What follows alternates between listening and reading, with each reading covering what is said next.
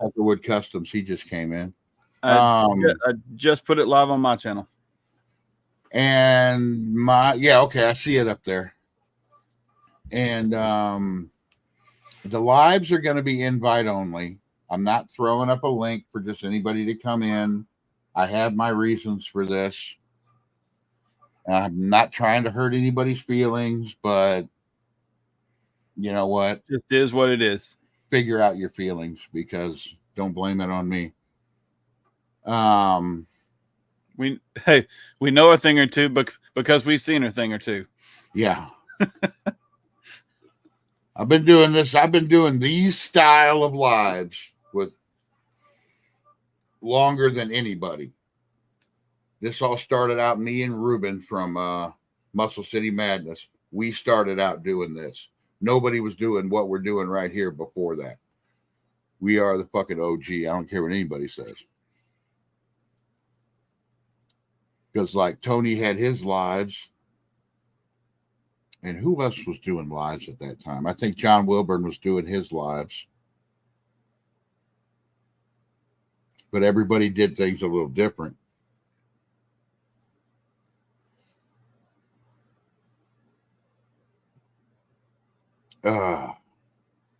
Well, Jed, if you wanted to come in, this is just, if you wanted to come in and not be on camera, I don't give a shit. But you do whatever you want to do. Yep. Yeah, and that's pretty much it. And I'm okay, about that, with if the chat gets confusing, I'm gonna, after this live, we have a few people in and the chat gets confusing. I'm gonna put up tomorrow. I am going to put up a poll on my channel through my community feed. And basically it's going to be, hey, it was way too confusing, or no, it was fine. Whatever. Let's see. Oh, what were we talking about just before? Oh, the ignition system on the Red Rocket. Trying to decide on what ignition system to run on the Red Rocket. Currently, I do have a stock style electronic ignition on there right now that could be wired back up easily. But I would like to try a different kind of performance ignition, because I've got the MSD on the Charger. I love it. But unless I could get a killer deal on a full MSD setup, then I'm not going to touch it. Because, man, I paid, I don't know how many years ago I got that stuff for the Charger, but I remember paying like $700-800 for it several years ago, and I can only imagine how much it would be now. But there he is, John. There you are. Well, and then I looked up that Ready to Run distributor from Edelbrock. Yeah, but I don't know anybody who has any experience with that. I'll ask Shane about it. That's what I need to do. Yeah, that's a good person to ask about it. How are you doing tonight, John? Oh, reasonable. You still recovering? You could say that. Trying to get I'm running off my camera. I don't have any auxiliary lights. A little less formal tonight. Yeah, it's always less formal in here. Oh, yeah, that was something else I wanted to bring up tonight, and there's enough people in here. Right now, if you put a picture of me next to a picture of Mopar Al and said we were brothers, that would really, I don't think there'd be too many people be able to argue that. Do you? No. Probably not. I can see it. Probably not. I want to know what my dad was doing in Tennessee all them years ago. Yeah, Al's got 5 years on you, so it's plausible. Yeah, that's not many. My older brother has 2 on me. There you go. Oh, yeah, speaking of that, too, this may be the next project. I borrowed Dennis's trailer for No Name so I could haul the golf cart and everything. Right. Well, we drove out to Dennis's house, Twisted Mopar Garage. We drove out to his house to take the trailer back today. And he lives out in the middle of nowhere. Well, I'm driving and my dad's riding with me, and we passed this house that had an old Myers Manx buggy sitting in front of it. Oh, cool. And my dad was like, I always wanted to build one of those. And it's like, well, fuck, I guess I'm looking for a buggy now, because those are so cool. he's getting up in years and I want to do a father-son project with him. And he said that he's always wanted one of those. So now, if anybody knows somebody's selling a project cheap Myers Manx buggy with a title, let me know. Wow. That'd be My, cool. my It dad will lived get painted purple though. of course. My dad lived in Florida for a while between getting out of high school and going in the Army. And he worked for a shop that built those things. And they would use Volkswagen chassis and shorten up the pan and all Yeah. that. I watched an old video. There's an old video on YouTube on, it's like from the 60s or 70s. It shows exactly how they shorten up the pan and what all you got to do to build one. Yeah, not much to it. Oh, that is so cool. They make full length ones too, though. And the full length ones, they're plenty short enough. I would go full length and then actually have a little back seat just so you can put some stuff in there. Of course, you have to start barking the second I come in here. That's all right. I'll be right back. That's all right. Everybody just think we're Uncle Tony. That's all right. I'm gonna go see what he's got burning down. I'll be right back. Okay. Right. So ASO's on your channel. There's ASO. Dougster. The Dougster's on William's channel. Yep. You don't have to reveal anything if you don't want to, but what are some initial plans and ideas for 2025 No Name for you? Well, the first thing is, and this is going to come out really quick, I could probably show the video. I don't know. I might show the video later of my run. If anybody saw the video of my run, I get let me find the video of my run and then we'll analyze it. How about that? Let me get it up here. That is not the button I wanted to click. All right. Videos. This is from Blake at Bad Tree, gave me this footage. It's actually the best footage I got of it. All right, let's see. Auto Salvage Outlaws, he didn't I think he only did one run and it wasn't I don't even think you timed it, did you? No, it was like 10 second and 55 miles an hour, but it's there's just a reason for that. It's There's just a reason for that. Share screen. You're about to see the reason. Window share. All right. And we'll see if it has sound or not. You don't need sound to see what kind of bad things happen. Oh, there's Jed. Howdy, Jed. Am I here? Yeah, you're here and stuff. Here. Wow. All right. Does that have sound? Wilburn had some dogs barking, so he said he'd be back in a minute. I do not hear it. Okay, that's all right. You don't need to hear it. I can't stream to my viewers, unfortunately. Oh, you should be able to, but no, my browser thing on my phone updated. Oh, you're on the phone. Okay. Can you see this? Oh, yeah. Sorry. I was gonna stream it to my audience, but it wants me to log in and okay. First off, let me preface this video by saying I was planning on there being a line. So I had my GoPro. My dad was going up to get pictures with his camera. I had my buddy Kevin had the phone. and I was going to hand the GoPro off to somebody, and I was going to get ready and everything. Well, it just so happened there was no line, so I just drove straight in, and I'm in second gear. So this whole run is done in second gear from launch to the end. Partially, mostly because I was nervous as hell, but we got the Burnout Champions Bad Tree Productions in here, actually, on my channel. Welcome. okay, now watch this at the end. There, I realized, oh, I got to shift. Oop.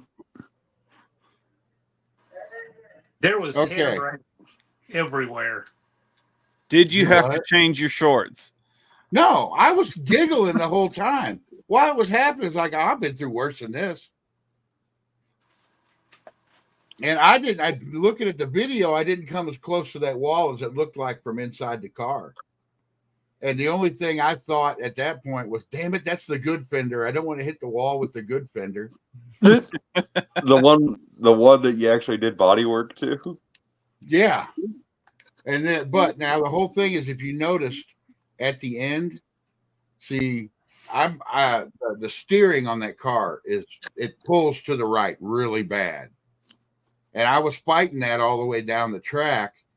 And when I realized I didn't shift, I reached down to shift, and the steering got away from me a little bit.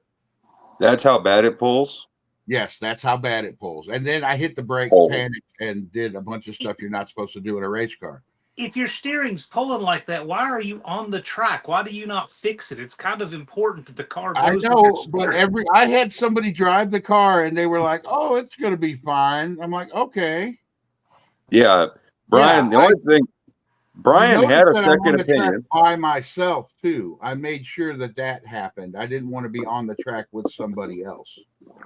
But yeah, the steering's getting fixed. That's like first thing. I watched that run from the tower, and your header wrap was just coming off all under that car. It looked like something out of a mummy movie. It was hilarious. But the thing is, the header wrap was coming off all weekend. That's what gets me is I hear more about the header wrap than getting squirrely at the end. It literally looked like something out of a mummy movie, and Ron is covered in the microphones. We're both there looking at the header wrap coming out from under the car. Yeah, oh, Blake's in here, yeah. No, I didn't downshift, John. I didn't shift at all. So that was first all the way down? No, second. Okay. I had to drive that car around in second gear because first gear's a little low. But this is all shit I got to work out. That's why I'm also announcing I'm going to make 52 passes in that car before No Name next year. I figure it's going to average out to a pass a week. So you're going to do 20 hot laps twice in September and then bring it, right? No, I'm not going to do that. Oh, yeah. Well, let's see. He says that on September 28th, 2024. Somebody save that, and let's see what happens.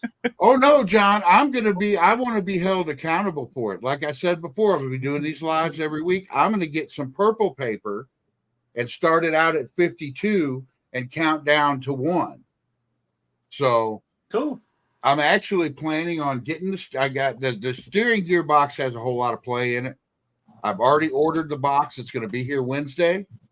I am hoping next weekend to put it on, get the front end alignment done, and the following week I'm taking it down to the track and going to get some runs in it.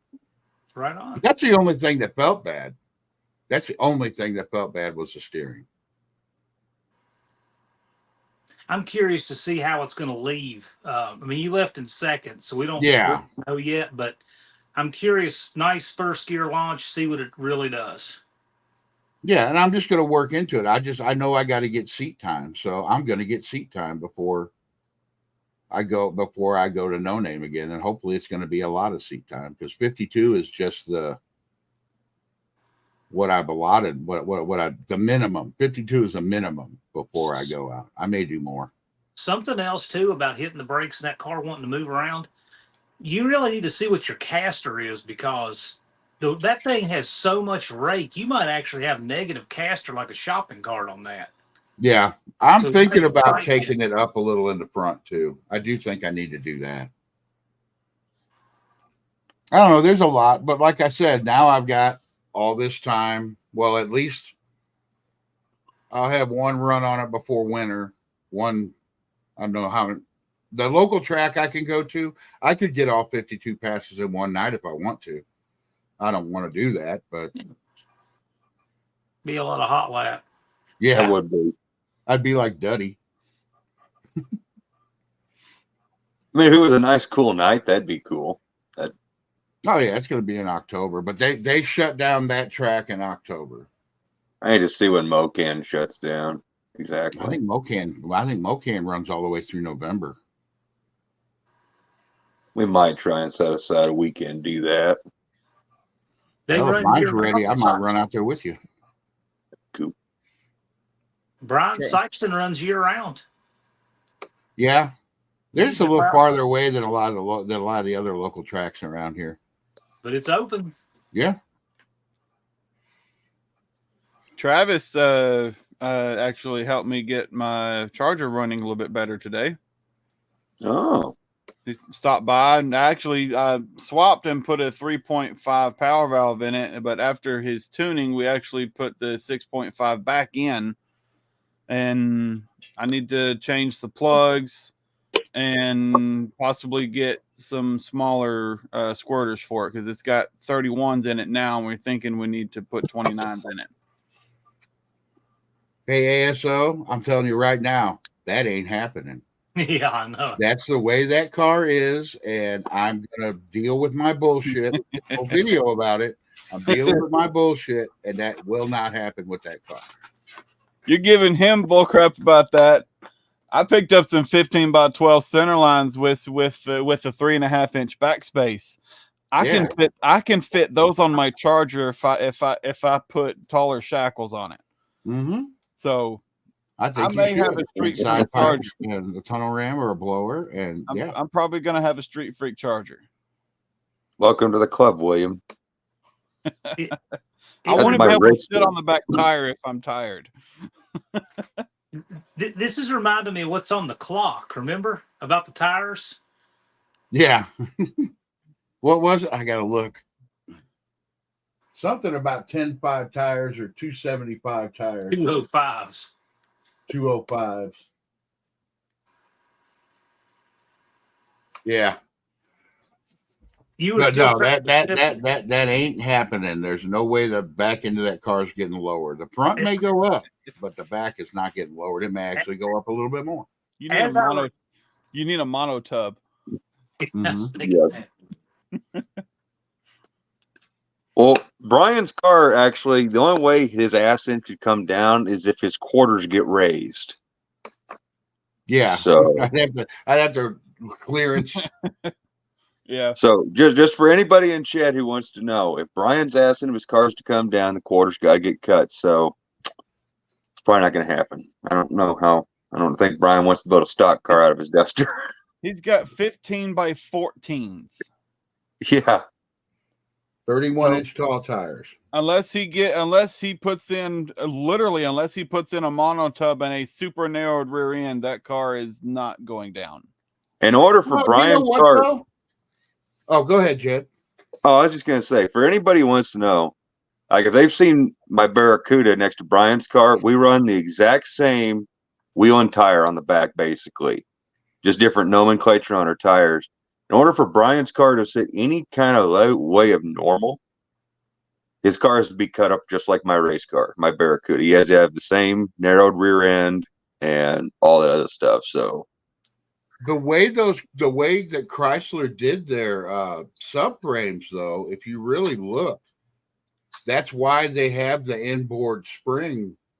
Mm-hmm. You could inboard spring and mini tub that, and I think those tires would damn near fit. Yeah, you wouldn't have really close to fitting. You could fit a real wide tire under a Chrysler if you do some work without having to full tub it and back half it. My dad always said that on the Charger. I think he always wanted to do it, but never got around to it. He said if you did a leaf spring relocation on it and massaged a hump in the wheel well on my Charger, you could fit N50 15 tires under the back end, sitting at basically stock height. Yeah. Yeah. And some people do that really good. That's some people. I think Johnny Mopar has a guy that built a couple cars that they do a really good job with those mini tubs to where they look, they basically are widening the regular tub, and you can't. If you just glance at it, you can't tell. This is with the stock Chrysler wheelhouse on a late 60s B body. It's just massaging the hump out of it, probably rolling the lip, and then leaf spring relocation, and then you can fit the N50 15 slicks under it. That's that'd be well, I guess Jezebel ain't really ride height, but she ain't super raked out. But that's basically what she's got, and that's just no spring relocation, but just a narrow rear end, A body length. It ain't a 60. Yeah. Well, and actually my car has a B body rear end, and it has a 67 B body rear end underneath it. That is true. I forgot about that. Brian, why don't you back half? I like Bad Trees comment real quick. Oh, what did you say, John? But back half it, put top fuel slicks on there. I know there's no such thing as too big a tire for you. Well, yeah. Just 36s from a fuel car. Back half it, cut the quarters, do whatever to make it fit. I'm sure you would do something like that. Yeah, there you go, Blake. Looks like two Goodyear blips floating out back. Yep. Jay just came in. How's it going, Jay? He says, "Hood evening. Where are you?" Messenger. Come on. Trying to get a picture here. This is something else I think I need to address. I don't know much about these though, so talking to you guys is probably going to help me out a lot. I didn't do it. Okay. Anybody in Discord? Well, a couple of us could see the.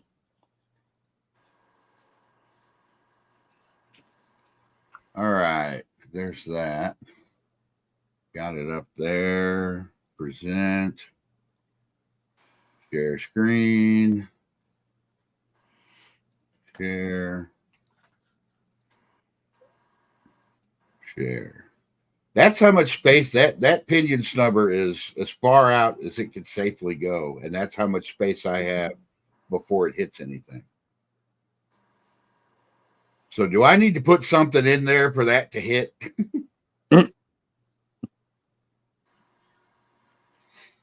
Because I have big hands. I don't have a tape measure. Well, it's not doing anything like it is. Yeah, that's what I'm saying. 3 fingers is about 2 inches. Weld a socket to the end of it.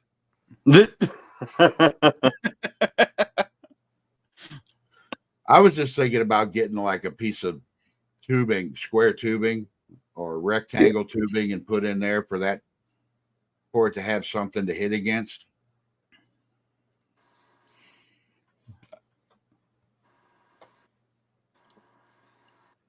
We'll see what it does first. Yeah, I'll see what it does first. All of this stuff is just after I start getting the initial runs in. I'm going to fix what should have been doing with the car the whole time, to be really honest. But it went down the track. Yeah, that's that was my goal. I told everybody I was going down the track this year, and I did. Fucking A. Next year, I'm going to go down the track with. Well, no, I'm not going to say that because something stupid will happen. I can't say I'm going to go down the track with no issues, but I don't think anybody can say that really. Now, you didn't go down until Saturday, right? Yeah, that was late Saturday. Now, I was like one of the last people. Were you trying to work up the nerve to get out there, or what? Part of that was, yeah, I'll be honest, I was nervous about it, but I was also nervous about the steering. See, that's another thing, and I'm going to say this. 100%. And I don't blame anybody. But when it comes to a race car or really any car that you built, if you're not comfortable doing it, don't do it. I don't care how many people tell you it'll be fine. Yeah. I don't care how many people tell you anything, Yeah. or what it's going to make you look like. If you don't feel comfortable doing something, don't do it. I'm kind of living proof of that right there. That run was living proof of that. Now, did Bear come down there when you got close to the wall? I think he did. The starter. Somebody took off afterwards. Yeah. Yeah, that was him. He was really good like that too. He was. Oh yeah. He did that with Jeff. I mean, I didn't have the sketchiest pass. I was in the conversation though. And that was and the brakes didn't really, I'm not going to say under normal braking they wouldn't just lock up like that. I actually panicked and hit the brakes way too hard. Did it pull when you hit the brakes? No. Oh, okay. Not really, no. I don't think there's much. I'm gonna do a little bit of work to the brakes because there's a couple things I want to do. But other than that, the brakes are fine. Those cars are notorious. You get bad control arm bushings, they'll pull real hard. Mm-hmm. So. Well, that was the thing about that car. Somebody, whoever had that car at first, and I've got videos on it, they replaced all the front end shit in that car and then put it out in the field and let it sit. I guess they got a better car, but all the bushings and everything are good. I replaced the upper lower ball joints because the rubber on them had deteriorated, the boot. But I checked the bearings and everything, or the bushings and everything out there. The bushings are all good and everything. And like tie rod ends and shit, I just changed because, you know. So this might be kind of janky. I don't know. Just thinking out loud here. When you go to do your headers, since you say it's so hard to find a small block header fender well for those, yeah. Have you thought about trying to adapt a big block header? And the reason, you know what I was thinking. Here's what I was thinking. Spacing. See, they have the same, exhaust, intake, exhaust, intake, exhaust. And so since it fits the chassis, you might get away with using a small block flange and doing a little bit of heating and a little bit of bending and actually make that work better. It might work better than you think. Well, here's the other sketchy thing I was thinking about, because they say that you can get early A-body fender well headers for small blocks. You can get them. I've seen quite a few sets of those.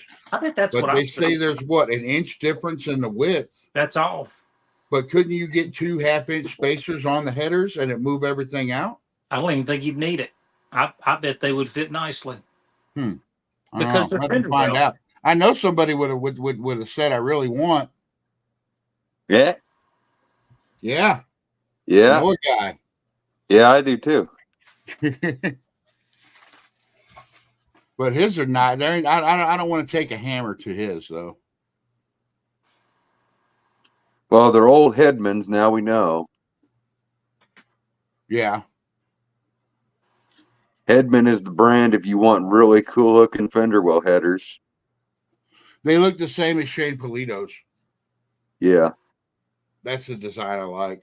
I mean, I've seen some people make them. If I was going to have somebody make me a set, it would have to look like that. Agreed. If I ever did a different set of fender wells in the Barracuda, they probably wouldn't be the hookers, just because of the issues the hookers present with a big block in a Plymouth, the raised block or the raised deck 440. Now, speaking of making your own headers, here, William, I'm going to put this up because I think you did a phenomenal job on this. That he did. Speaking of that picture, Bad Tree, I am coming for that burnout title next year. In that. Russell says the same. Did you hear what he said, William? He said, I got a top 3 last year, and it's going to be a top 1 next year. Got some shot comps. You got a closer picture of those headers, William? Yes, I do. Because you did a really good job building those headers. I'm curious, why'd you build headers? Because it looks like it's just wide open out there. You would think putting on I had no room to use a regular header because of the frame width I chose. Fair enough. But And now I'll you said you're thinking about lowering that engine down in there. I think that would be a good idea. I still want to drop the engine That would down fix where your header is going straight into the cab, I think. I'm not done yet. It's all a work in progress. Yeah, I'm gonna be cutting the collector back as close as I can to the where all the pipes join in. I'm gonna put a 90-degree down and then another 90-degree to push it back. Or you could leave it like that and drive it only in the winter, because I bet it would make that whole cab nice and warm. Instantly, like instant heat, and pass out. But yeah, I mean, the engine looks like it's sitting a little high, and like I said, I'm no expert, but to me, the engine looks like it's sitting a little high anyway. So if you lowered everything down, you would lower your center of gravity in the car itself, and that header would probably go underneath. Don't flip that thing over. It looks like it would. So from my first time building headers, I think I did a pretty dang good job with keeping everything symmetrical. Left side, I think they look awesome. The left side is a little bit longer, but not by much. Well, and you probably needed to have the left side a little bit longer for your steering shaft anyway. That's the way most headers are built.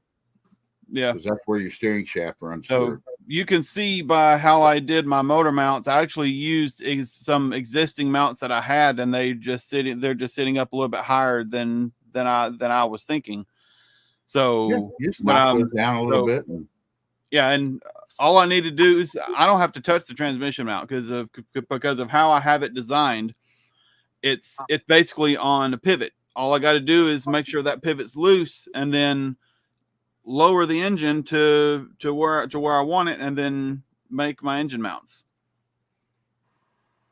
I think that once that thing is done, and like you said, you're getting a roll cage built for it. Oh yeah, definitely, from a guy that knows what they're doing. So you're not just having somebody piece together a roll cage for it. So Duckster, those are scratch built, are basically scratch built. I got one of those weld up header kits from Jegs, and some header flanges from, I think it was Stainless Header. Then I just cut and modified until I had it together and happy. But yeah, you get that thing together and get it safe. That's going to be but then again, doing for No Name Nationals, that thing being there, what else would you expect out of a bunch of YouTubers? Crazy stuff. I'll tell you what, you guys don't have to take any crap from anybody on your tech stuff. We have a good tech program. Oh, yeah. So, I mean, people can't say that we're running stuff that wouldn't pass tech anywhere, because ironically, we're the event that does have tech in that region. Yeah, a lot. Well, most of the tracks around here don't have tech. The only one that I know of that has a tech program is Gateway. They run NHRA national events and stuff up there. So they you got to tech your car there. But every place else you go, they don't care. And I don't necessarily like that idea. Sean O'Brien, I don't like being next. I mean, it ain't my stuff I'm worried about. It's the guy next to me, you know. Sean O'Brien, he runs there regularly, but their tech program, I don't think they do it except the national events, because he had to take care of a couple things for our event, but he got on them real early and got them done. Yeah, well, I mean, I've been up there on their testing tune night. You still got to go through tech, but I think you're right. I think it is a lot more lax during just regular stuff. You ever watch any of the videos on YouTube from Headhunters Dragway in Georgia? If you ever want to see what happens when you take it out to the fullest, when there's no tech at all, watch some of that. Headhunters Dragway. I mean, shearing off wheels at the studs, breaking axles, all kinds of stuff, just all night. See, it's not. I mean, if you were doing solo runs, I can almost understand it because you're like, hey, it's my own shit, but you got a guy next to you, But and these you got people, people, or you got people in the stands. but these people are asking for it. It's donk races, so they're running these 24-inch wheels on spacers, on stock studs, no thread engagement, stock axles. Oh, And I mean, every one of those videos, they're just breaking axles and shearing studs left and right, like probably 3 of them a night. It's like just a regular part of the show.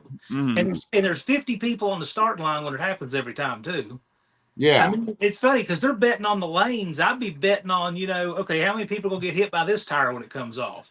That's what I'd be betting on. Well, I know Mm. I don't know if you've seen it, but I think most everybody's seen that at that last War in the Woods. They Oh had yeah, like 8 Nova, or 9 people get run over by one car. that That's Nova, like, that blue one. yeah, saw a car cut in half at Wilkesboro. Cut in the half. one the one that jumped up and hit Yeah, the pole. almost. Yeah, hit the pole. There were people standing on the top end of the track, hanging over the fence. The I one, I mean, think one girl ended up having to go to the hospital over it. and we don't want any of that stuff. We'd rather No. not have any of that. But tech's gotten better every year. That's what Deke says. So that's a good thing. Yeah. That means Well, he caught people are me. taking the event seriously and they want their cars as safe as possible. Yeah. Well, Some of this stuff sketchy kind of scares me a little bit. Well, something that didn't get caught last year was I didn't have a proper fuel cell vent for in case of a rollover, and Deep caught it this year, and we got that fixed, and that was thanks to oh Awesome. God, yeah, Possum. Yeah, That I was want to cool. say that Good. Possum is awesome. He will help He was Yeah. great. anybody out. Yep. And I guess he builds cars in that shop there on the track. Oh, okay. Well, I his shop is so his actual shop, his business. You know where we do our burnout competition? If you're facing the beach and then you turn to your left 90 degrees and look through the woods, you can see his shop. Okay. It's right there. That's where his shop is.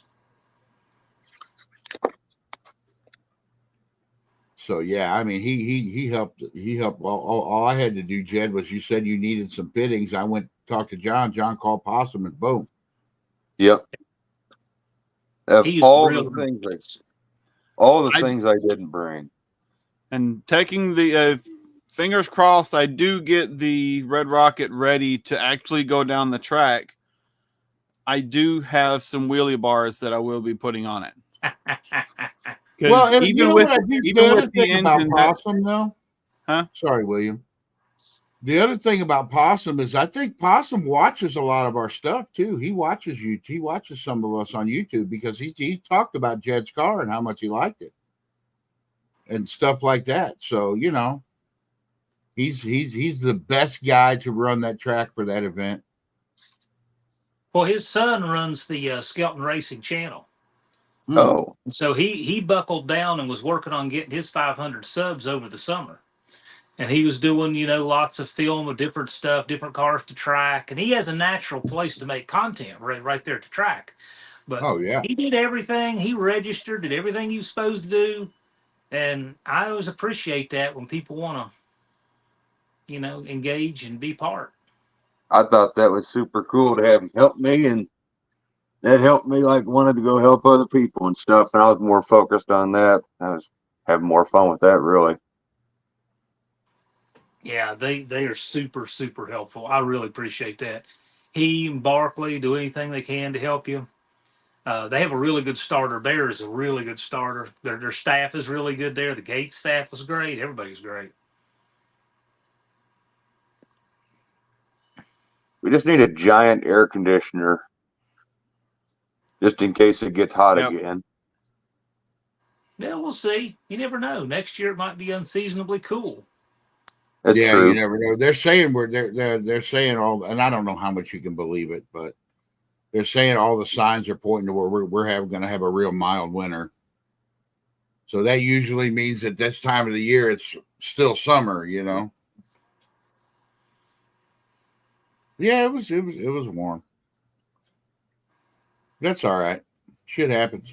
I still had a great time, just like every other year. Yep. At Yeah, least it's same nice here. and cool to sleep. 60, I slept in the 60 truck degrees again. sleep is good.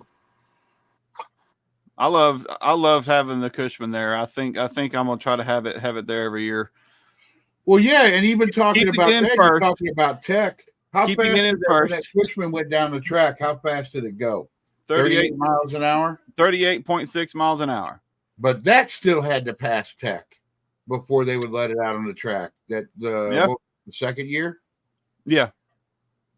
Oh yeah, everybody. RC Cola, not sponsored, but hey guys, you know, you're kind of a small soda company. Yeah. Hook me up.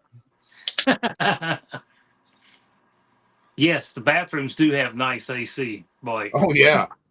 I said that. I told people that was for me going down there. I've gone down to that track before this, long before he had this event. And I've gone down there when it was hot. I mean, like it was what was the temperature? 80 something? It never hit 90 this week. No, I've it been was down like there when it was like 95, 100 degrees. And the bathroom was the only place you wanted to hang out, but you really don't want to hang out in the bathroom. No, there's always somebody in there just Hiroshima in it. So even though the AC Yeah. is nice, you want to like get in, get out. Well, that you don't want the stigma of the dude that hangs out in the bathroom. No. Nope. Ooh, real close to the weird hour right there. That was real close. Didn't quite hit it though. Not quite weird enough. Now I'm doing that on purpose because usually once a weird hour hits, John wants to leave. So Possum is looking to upgrade the septic down there by the shower houses. He's going to upgrade it, even though our event unquestionably taxes that more than anything else there, because there's no event that has as much tent camping as we do. But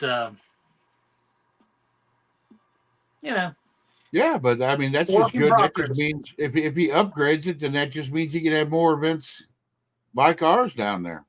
That's actually, I mean, encourage more events like ours. It needs it.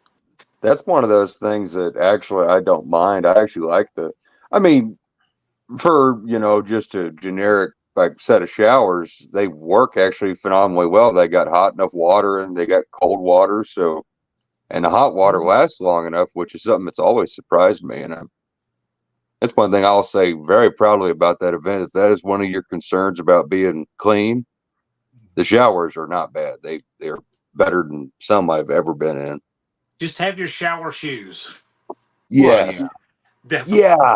I keep forgetting that because, you might come out looking like Chewbacca. No way. What you need is your good set of Crocs now. Just buy you a good set of Crocs and you're fine. Let me tell you, I would have jungle gymmed on the ceiling before I would put my feet on that floor. That was not going to happen. I want to know who got a haircut in there. I don't want to know. I knew you would want to know, but I know I did not want to know. Well, I didn't know what part of their hair they got cut off. We don't want to run John away yet, Joe. Oh, I'm not. I'm just saying that seriously looks. Our gauges. It's going up. No. So, did anybody get a picture of Jeremy Sykeston side chick? Because I missed out on who it was, and I really am curious. Yeah. You know what? I should have got a picture of him when she was over there. Blake, did you get a picture of them? She's in videos, I'm sure, somewhere. I just haven't, Yeah, I'm curious. I'm real curious now. Say what now? Jeremy had a groupie. Yeah, Jeremy has a groupie now. In Sykeston. Yeah. And we call her Jeremy Sykeston side chick. Oh boy. And his wife thinks it's hilarious too. Yeah. We were kidding him about that. Who doesn't? Blake says that's Mr. Bone Shaker.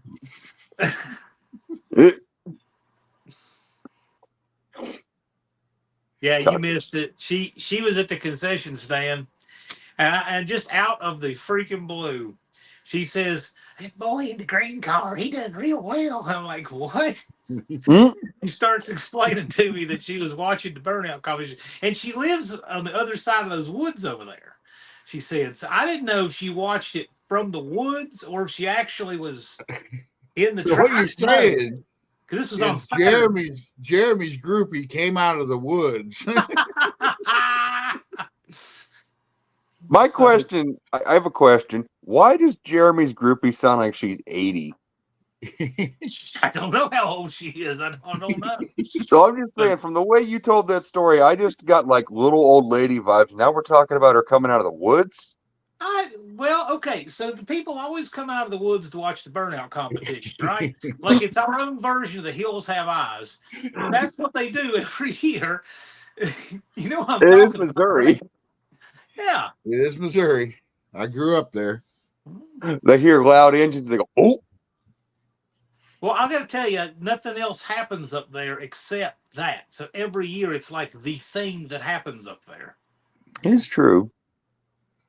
Well, that's It like probably- your neighbor you have now, Jed. I thought that was funny as hell when me and William came out to visit. Oh, it yeah. it was like what 10 in the morning or something, and you fired up that 340, and then when you shut it off, we hear from your neighbor's house. Woo! Yep. Yep. That was great. You can hear it in the video if you listen real close. That's a lot better than what we used to hear. No, Lee, not yet. The gauge is going up though. Not yet. Nope. No weird hour.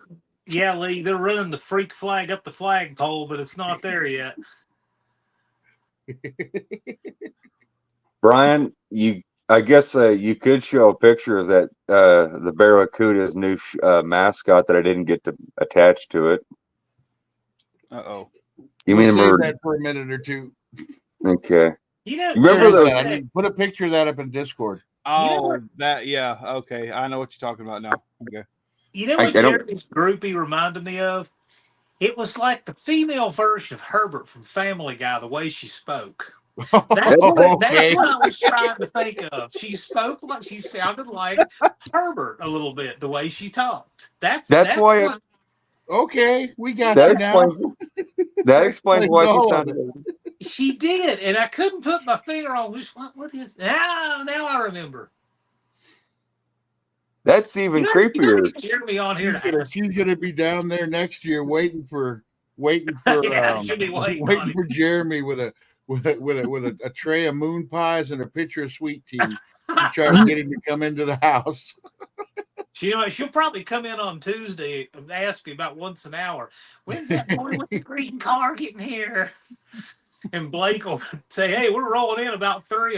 Could be here about 3. Oh, good." She'll be there at 1:30 with the cage That's right. and the tear gas. I'll say, Maybe she's just a burnout champion groupie. William, you might be able to get in there and be like, "Hey, I was the first burnout champion." That's right. You might be able Well, to get you some You know of what? that. What it Herbert. really is, the Bad Tree Sweet guys. Herbert loving. The Bad Tree guys, they're rock stars. So they have a line of groupies, and they're starting to build a line of groupies. So William will be just like peeling them off the back of the line. Yeah, So, yeah. Hey, by the way, That's what all of us have to do. I mean, you get J-Bo out there. Come on. Yeah, I still think Save I some have room the for highest rest of us, smokestack. J-Bo. Speaking of the burnout competition, I still think I have the highest smokestack of everybody.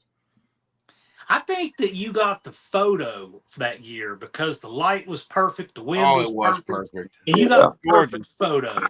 Yeah. Perfect. Well, that's like, have you guys seen that? Have you guys seen that photo that got taken of Tony's truck? Yeah. With the American flag That's and the great. smoke and the light was just right. Yeah, Yep. that looked really good. That's a good picture.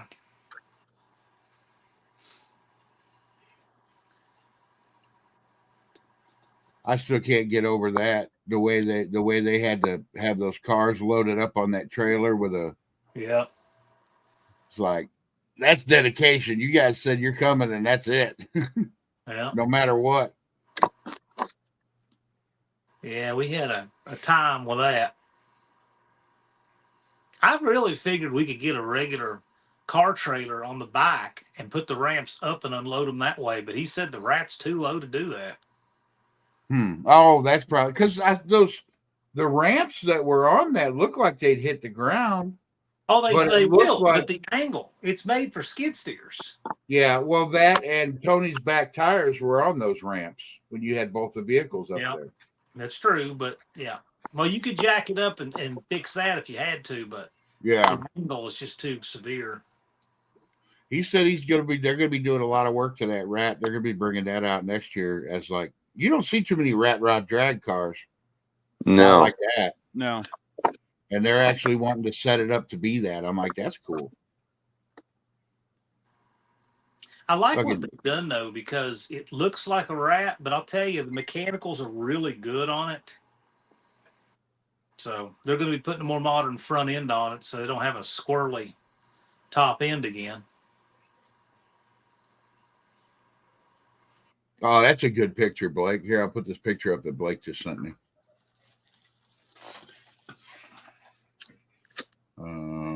Present.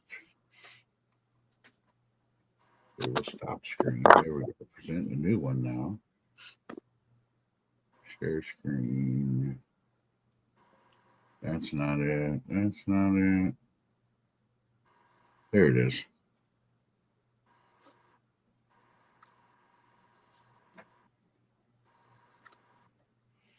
Oh, yeah. That's a good picture. Photo. Nice. Great photo. Right on. You got the two, really, if you look at it, you got the two teams' main cars right there. Yep. I like it. That's what we need to do next year, Jed and Blake. Yeah. We need to set up a team race. Muscle Car Misfits versus Bad Tree Productions. I know I've got my brother on my team. He'll be coming back. Yeah. They'd have to bring Nacho back. Your old man going to bring the Charger, Jed? He basically left this year thinking that he would have had more fun with his car again.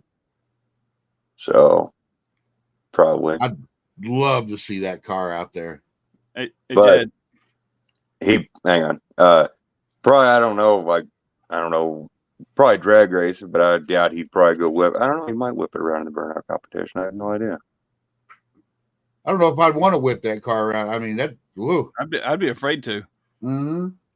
But you just be careful with it. You wouldn't want to get too crazy with it. Yeah. You don't want to do like Chris and back it into the sand barrels. No, because that is still a beautiful car, and it's still got a 426 to me on the hood. Yeah, but it looked cool. It would look cool as hell going down the drag strip, though. Oh yeah. Oh yeah. Just bring it and cruise the Lamberts and cruise the Lamberts in it and park it there all weekend. I mean, hell. William, there was a lot of people came up and were talking about your Dart Sport. Yeah. Yeah. They really like that car. Yeah. I think he got a nomination for People's Choice too. Somebody did. Oh. Yeah. Oh. I left early because I was ready to go home. Well, next year, supposedly, somebody is hinting at the fact. Well, we're not more than hinting that the awards ceremony is going to be more like an awards banquet. So this year we're testing out how much appetite people are actually going to have for night racing. And what I found out is the appetite on Thursday was really high. By the time we got to Saturday, it's like, man, we're beat. So probably the best thing to do is just shut down, drinks on ice, smoke meat, have picnic tables all the way down the front of the pit so we can all sit down together, have a nice meal, and relax. That'd be cool. For the people who are going to be there on Saturday night. Yeah, that'd be cool. Be really cool. Yeah. That's what people kind of showed me they really want to do. Now, you said something about food. Now William's like, "Yep, staying Saturday night." If we'd have had the lanes full on Saturday night, people want to race under the lights, cool. We go that way. But that's not what people show me they really want to do. What they really want to do is just sit down, break bread, relax.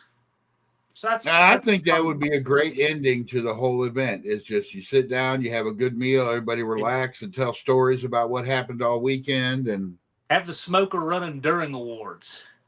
Yeah. Yeah. Now we're talking. Just the smell would keep people around. That's kind of, I think that's a good thing to do. I mean, yeah. It gets better every year. That is true. I mean, that's the only thing that, like, so you ask.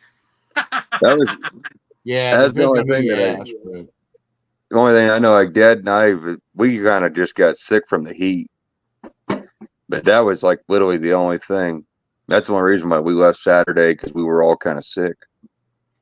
I had to sit in the truck a couple times. I'm an air conditioning baby now. Well, we didn't get to sleep much that last night too. I was really sick. But after awards, you know, it's dark. I mean, right after awards, the sun goes down, so it's cooled off by that time. Oh yeah, it's nice. It's nice then. Yeah, we just didn't have a reason to stay and race. But if like there was going to be something like that, yeah, it'd probably been different. Mm-hmm. Yeah. Well, there's Dennis right there. We moved up a little bit, like Blake says, because of the threat of rain. But they left the lanes open about 4 hours after that. And, you know, there's a lot of people come early, a lot of traveling, a lot of miles, and it just puts a lot of wear on us all. So it's probably the way to go. Hey, Dennis, did I park that trailer in a good enough spot for you? He'll comment. And it gives us a little bit of a hedge in case we have rain early in the day on Saturday or something, so that we can make sure to get finals in if we need to. Yeah. So having that extra half a day is really nice in case of rain delay. Like, let's say you got a rain delay at 2:00 on a Saturday, you get the track dry, you'll be able to get your finals in, even if you have to bump them back a little bit. Yeah, they got all the equipment to dry a track out there. Yeah. Obviously, they showed it at the burnout pit. Boy, wasn't that something? Those guys, we had a rain, half hour, you know, they're out there. I told them, I said, go ahead and page them up, half hour. They got to work on it, got it plenty dry enough. Yeah. What a crew. Most places would never do anything like that. Yeah, they'd just be like, yeah, that's canceled. Yeah, for real. I love how most of the people standing around for the burnout competition didn't move or flinch with the rain. Oh yeah, I see that was the thing for me. I was like, everybody's like, even Lars was like, come sit in the truck. I'm like, no, this feels good. Lars was awesome. He was everywhere. I'm just happy I got a perfect spot to park my Cushman, so I didn't have to walk down there and walk back mostly. Yeah, I had my buddy do he filmed the burnout competition. I haven't looked at it yet, but that'll probably be video for next week. Or I may save it. I may just save it for later in the year when the hype for next year seems to die down a little bit. Throw out a video to get the hype back up for the event. Remind people. I was going to take that idea from you from last year with Anna's video she shot, and I was going to wait to throw it out later. 150 pre-registrations by Memorial Day. That's what I want to say. I'm hoping. Well, I'll push for that on here. I'm thinking about putting out a short. I'm thinking about putting out a short and doing a first 2025 no-name call out for Cushmans. You're gonna have somebody build a Cushman. Anybody. You've got a year to find it. You've got a year to fix it and get it running. You don't have to hot rod it. Just get it running, get it driving. Yeah, but what about vehicles like Cushmans? Could you do like a tuk-tuk or something if you found one? Or you're not going to find a tuk-tuk in the U.S. But if you find a tuk-tuk in the U.S., bring it. I could find one, I bet. Yeah. I'm wanting to do. I want to do a different type of bracket on the Saturday, And this year I thought, let's do a beginner's bracket so that some people can maybe get the nerves out of their system and jump in the Friday bracket next year. But what I want to do next year is I want to do something a little different. I'm thinking doing a stick shift bracket. That'd be cool. I mean, I not think for so. me. I don't personally like sticks, but Well, there's a lot of there's a people. lot of people out there that do. As soon as I said that, somebody's, oh man, it's got to be Pro Tree heads up. I'm like, man, it's going to be hard enough finding enough stick cars for bracket. Now we got to have the parity of heads up. I mean, I Yeah, think now the people need to save their little ideas for their own call outs. But yeah, exactly. So if you want to do a heads up Pro Tree with the stick, find you a dance partner and do it. But I think to have a bracket would be perfect because we could get 8 or 10 cars that wanted to do an all stick shift bracket. I think that'd be pretty cool. Yeah. Look, Jed's over there thinking people like now. the Brewers, that's what they do, right? No, You I get will Brewer not. line. I will not drag race my Charger, and I'm not breaking it at 4-speed. You don't Well, want to I'm just saying. I mean, there's plenty of people who will. Oh And, yeah, yeah. I think a manual transmission bracket would be cool. Oh, I Well, have you fully got a lot of supported people out there with sticks. Wasn't the guy who won the beginner bracket? He won the beginner's bracket with a stick. That guy, Yeah. he really showed up. Stick cars are always more fun for me to watch race because I mean there's a little more going on. I mean, Yeah. now of course, I mean you got when you got to manually shift your automatic, it's not a whole lot different, but there's still a it's more still different, process. too. But It's different. It's plenty different enough. I mean, we're not going to allow manual valve body automatics. well, no, obviously not. No, obviously not. But I'm just saying, not discrediting, the automatic. There's still some mechanical action that's needed to be done with there. But no, I'd fully support, you keep it just a manual bracket race and keep it very generic. And then you let the people, just like you said, make it more. Well, now what about though? Okay, here you go. What about cars like Lee's car? I already thought of that, and that one's going to be. He's probably going to be our own. I don't know. Frizzell's clutchless too. I mean, so you've got clutchless, Liberty. You got clutchless top loader. People make clutchless 833s. Basically, that's what he falls into. But he's probably the only one that has that. So we'll see. I guess I just call that a hell of an advantage because that'd be like having a 300 horsepower rated clutch and going up against someone with a 600 horsepower rated clutch just because they got a fancier setup. Well, the advantage is obviously that it's designed to be slick shifted. Yeah. Well, here you go. We can talk right now. That's the advantage. Hey, there's Lee. Team 4-speed. We're down for a stick shift bracket. I think it's a good idea, but I mean, it's like, man, there's already oh no, it's got to be heads up. I'm like, no, man, you do something heads up. You can. Well, Dean's car's a 4-speed, ain't it? Yeah. Oh yeah. Oh yeah. You've won bracket races. Dean's won bracket races in it, so yeah. Oh, there you go.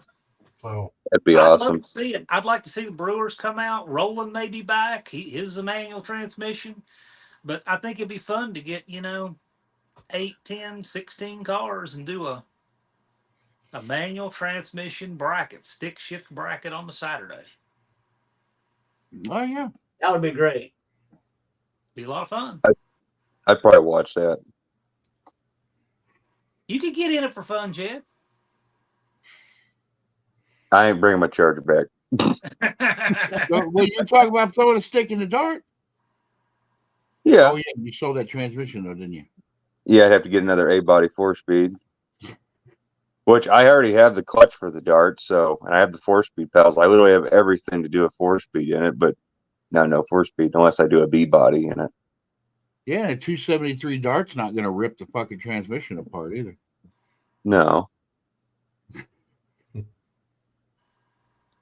Don't say that, though. Yeah, okay, never mind. I'm looking at the tunnel ram with the two 390 double pumpers, and it's from Andrew from his pro stock car, and it's saying I could because it I'd came like to off get of him that. to come out. I wonder what we could do to get him to come out. He's already got a channel with the subscribers, don't he? Yeah, he would just have to have the time. He works for Cam Motion now. He's the head of marketing. Turbo Tom says Model T has 3 pedals. Yeah, it would Hey, qualify. Oh, could you imagine that? Because that thing ran about the same speed as the Cushman. You know, it's a bracket. Cushman's the stick shift. Yeah, the that not Cushman's a be- stick shift. Would That's that not a be an treat. incredible story? If a Model T won a stick shift bracket, that would be awesome. that'd be all over the news. He You could think- probably win it. He He'd could probably probably have win against the 3/4 of the Cushman. track. He could probably win against the Cushman if I didn't shift fast enough. You think about it, you got Dean over there has to wait 10 seconds and not red light. Seriously, think about that. That's not easy. That's a lot of nerves. I mean, that Model T is literally 450, 500 feet out on him before he leaves. It'd be like staring down. It's like staring down the highway, and you got like an Amish buggy way ahead of you. Yeah. I would still Yeah, love but- to go against that Model T with my Cushman. Yeah, we should have done that this year. Next year, we need to do that. I'll get on It'd the be a good Turbo race. Tom. We're going to do that next year. That'd be a hell of a race. It'd be a slow race, but it'd be a fun Unmodified. race. I will not tie the governor back for that one. I'll tell you who probably want to get in on it is Dallas. I bet if that's the case, he would bring his Buick and get it finished up. Yeah. Yeah. Well, and that's the thing. Okay, that's kind of what the event's about, you know. Getting your shit finished. I would have never had my car to where it is right now if it wasn't for this event. I bet there's a lot of people that because of this event finished up a car just so they could bring it. Well, And shout out to Twisted Dennis there, since he mentions it. We mentioned it at the event, of course, and everything. But, you know, Dennis is sitting there in the staging lanes, getting ready to make a pass in his truck. And I walk up, and he just hands me $100 bill and says, "Hey, this is for a perfect light. Put it in the pot if nobody gets a perfect light." I thought, well, that's really freaking cool. yeah. I just thought that was really neat. And Dallas missed that perfect light by 9/10,000ths of a second. Yeah, he red lighted, didn't he? Yeah, 9/10,000ths red. Well, Dennis, that's what we got to do next year is we'll you know, whatever you want to put in on it, we'll go around and see who else wants to put in on the perfect light. And I'd put money in on that one. yeah. I know that both Professor P and Dallas guessed the tree when they were in 28-10-5. They guessed the tree and got away with it, and both left on green in the instant green race. I didn't see Dallas's race, but I saw Professor P and I was like, Same wow, thing. he's a freaking Dallas. lumberjack. Dallas cut the tree down on yielding, and he had a car length on him at the 330. Mm. And then that 572 Hemi just freight trained him, which, you know, but he was like, man, that was a lot of fun. Yeah, I think Shane would have had his race, but I think he missed He the was shift, didn't he? close. I think he missed the shift. He would have probably got it. I've seen a time slip on that car from just before, and if he'd run that again, he'd have won. You know what? The thing is, the way Shane films that car in his videos, you don't actually see how nice that car is. It's very nice. You know, that is a really nice looking car. But really, he only ever showed like under the hood and underneath the car, and I didn't think that car was as nice looking on the outside as it is. That's a really nice car. Yes. I didn't feel right putting a sticker underneath his deck lid. It felt weird touching paint that Shiny. it didn't feel right. Who the hell has shiny paint? But I still love Dallas's car though. I think that's a really nice looking car. Yes, it is. I like that Thunderbird. Well, the Nelsons gave it the best engineer. That tells you a lot about it right there. Yeah. Yeah, I'm And the curious as to what's Rosens. going to happen next year. I think it's going to be. I'll just say it. We need to get people to start keeping the hype up for the event, because like right now, there's hype up for the event. People are like, "Yeah, next year, next year," but then it seems like once the winter goes through, then the beginning of spring, people start forgetting how much fun it was, and the hype kind of goes down. But that's our job, guys. That's not John Wilburn's job to promote the event. We are the promoters. We are supposed to be advertising the event and putting asses in the stands. He just gives us the stage to play on. We're the performers. We're supposed to bring the people in. When And a lot of there's breaks, people that did. I know Jed mentioned the event quite a bit this year in his video. when news breaks on different channels and different things going on, that's how you can do it. You got to diversify it like that, because it's absolutely impossible for me to do it from here year round. It's not possible, because it just becomes. Yeah. But I'll gladly promote what you guys are doing. So one of you drops the video, check out what I'm doing, and then somebody else does. Then there's a call out. That's how. Well, and I think a lot of it there's been not. I think a lot of the call outs happened at the event, because a lot of people are worried that, oh, am I going to have my car done? I said, screw it, do your call out videos. Well, the first year we didn't have for some any. reason something happens, you don't have your car done. You don't. You didn't have your car done. Sorry. Yeah, the first year we didn't have any of that problem, and then what happens is then reality gets here, and they run out of numbers on the orange paper, and they're like, "Man, I risked my ego, and I didn't deliver." And then like the guy who gets it done is like, "Oh well, and my race doesn't happen because that dude's car's not done." So there's a lot of that, and so now it's yeah, but I think people still need to take a chance and do your call out videos and have fun with the call out videos again. That's the one thing this year was missing, and that has nothing to do with John and him doing anything having to do with him at the event. And me too. I'm more guilty of it than anybody else, because I only put out 4 videos last year. Even with a lot of attrition for all kinds of reasons from established channels and perennial favorites, we still had a turnout that was pretty comparable. And so what I'm thinking is that when a lot of people, shake their hard luck, like the Nelsons, they had a, big catastrophe at work they had to deal with, and just took them out, right? And Andrew's been working 90 hours a week for several weeks over this. So that's not going to be happening next year, right? And there's lots of stories like that. T, has that family situation. These situations won't be coming back, but they will. Mm-hmm. So if we do that and we have more new faces and so forth, it's going to be, I think we're going to get a bumper crop for year 4 because of that. That's what I think is going to happen. Yeah. That's what I'm expecting. But still, I mean, if you look at the picture, there was still plenty of people there.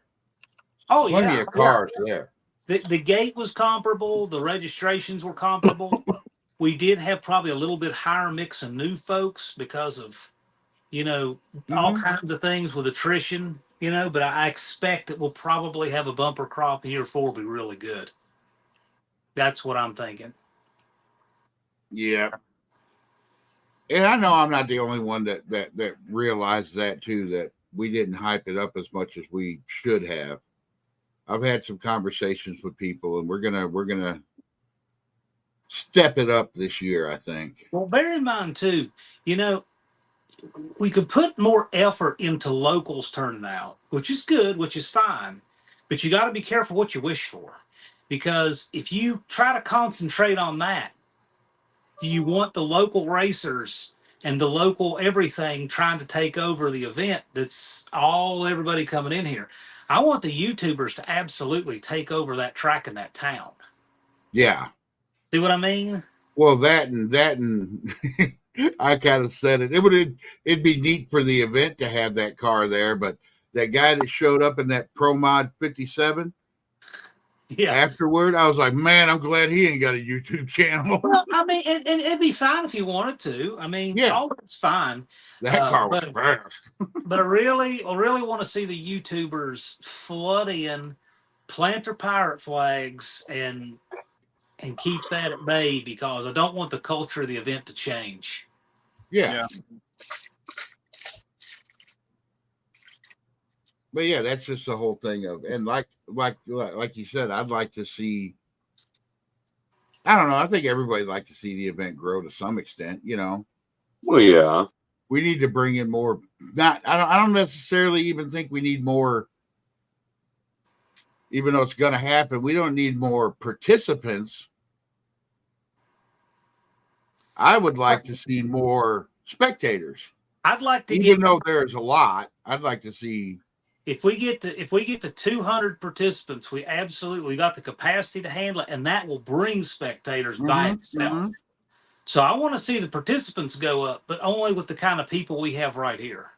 And we can do that because we've had about 80 channels go through the No Name 500 alone.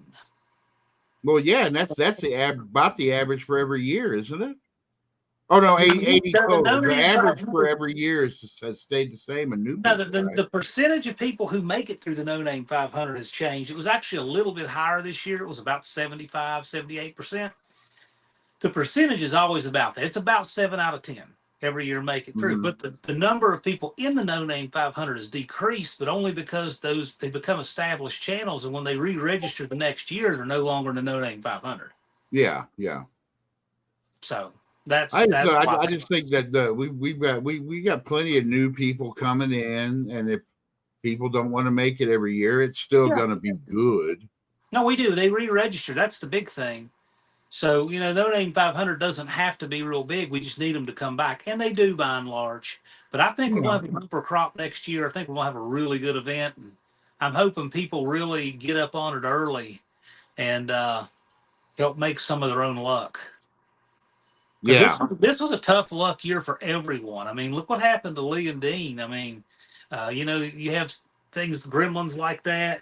I was fighting a lot of gremlins. Everybody was this year. The Nelsons. Yeah, this year there was a lot of problems that weren't at the track this year. Yeah, it was leading up to it. It was a tough year. I had my stuff I was dealing with. Yeah. But next year, I really think that we kind of. I'm just thinking we're gonna have a really big year this year. I got a good feeling based on what happened this year. Because this year was a little better than I expected. One thing I noticed is that the pits, we had noticeably fewer people on Thursday night, but I noticed all through the night and Friday morning the place filled up. So people got there later, and I was talking with Ron about it. We're trying to figure out why that is. We think maybe the economy played a part in that. People can take less time off work, less money in lodging, travel, fuel. It causes people to get there a little bit later. Probably some of that played into it.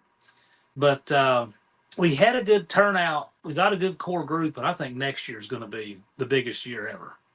Well, and that's like I've said, too. If you look even on a Thursday night, you compare where our pits are, you could basically look out and see all of the asphalt pits.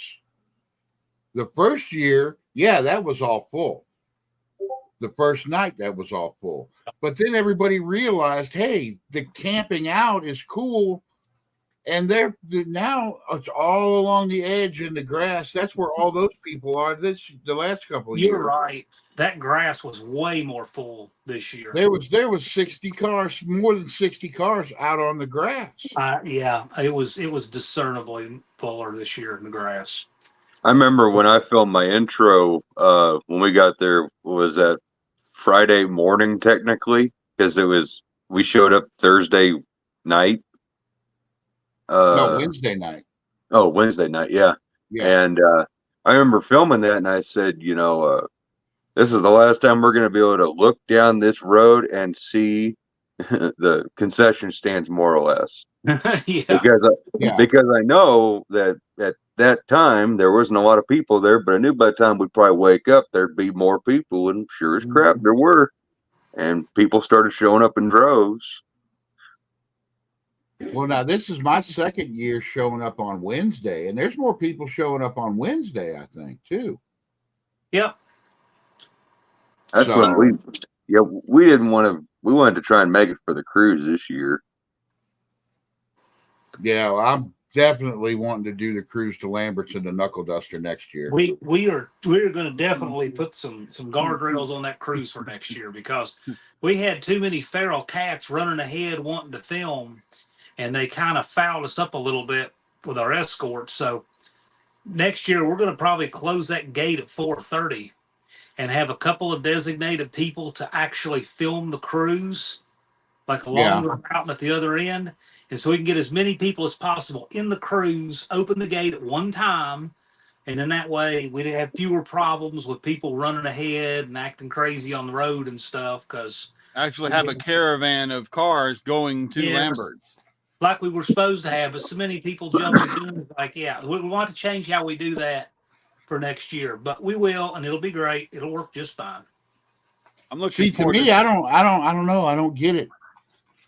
I guess I'm not a good YouTuber, but it's like when I go to that event, the filming is the last thing I'm thinking about. I'm wanting to have fun and relax and hang out with everybody.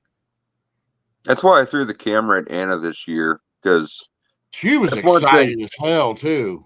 And I figured, what better way to maybe try and drum up stuff is, instead of having my take on it for the third year, telling people the same thing, and me trying to film and enjoy the event is a lot.